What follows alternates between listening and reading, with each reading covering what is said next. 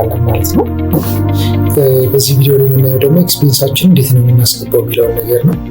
ኤክስፔንስ ክሬት ስናደርግ በዚህ መልኩ ነው ክሬት የምናደርገው። የየትኛው ዌርሃውስ ኤክስፔንስ ነው፣ ኤክስፔንስ ካታጎሪ የትኛው ነው የሚለውን ነገር ነው የምንለየው ማለት ነው። እዚህ ጋር ምን ያህል ብር እንደሆነ መጀመሪያ እናያለን ማለት ነው። ላይክ መጀመሪያ ምንድን ነው የምናደርገው?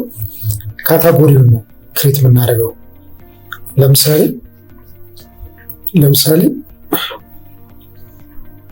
ካታጎሪ መጀመሪያ ክሬት ማድረግ አለብን ማለት ነው።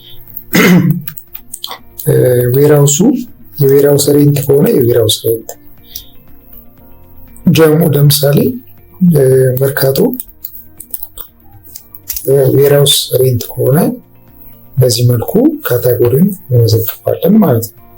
ከዚህ ከመዘገብን በኋላ ወደ ምን እንሄዳለን? ካታጎሪ ክሬት ማድረግ እንችላለን ማለት ነው። በዚህ ቀን የትኛው ነው የመርካቶ ሱቅ የምን ዌርሃውስ ሬንት ምን ያህል ብር 50,000 ብር ከሆነ በዚህ መልኩ እናስገባለን ማለት ነው። ይሄ ምንድነው? ላይክ ዲስክሪፕሽን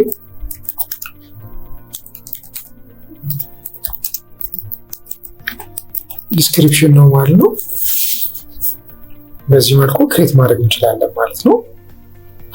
በዚህ መልኩ ኤክስፔንሳችንን ክሬት ስናደርግ በዚህ መልኩ የት ይመጣልናል ማለት ነው? ዳሽቦርድ ላይ 50,000 ብር ብሎ ይመጣል ማለት ነው። ይሄ ምንድነው? ኤክስፔንሳችን ነው ማለት ነው። አንድ ዕቃ ስንሸጥ ደግሞ ትርፋችንን እዚህ ጋር ያሳየናል ማለት ነው።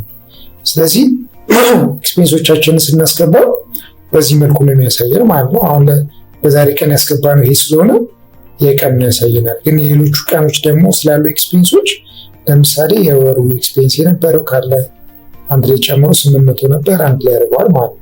እንደዚህ እያለ የወሩ ኤክስፔንሶች ላይ ገቡት ላይ በዚህ መልኩ ያሳየናል ማለት ነው።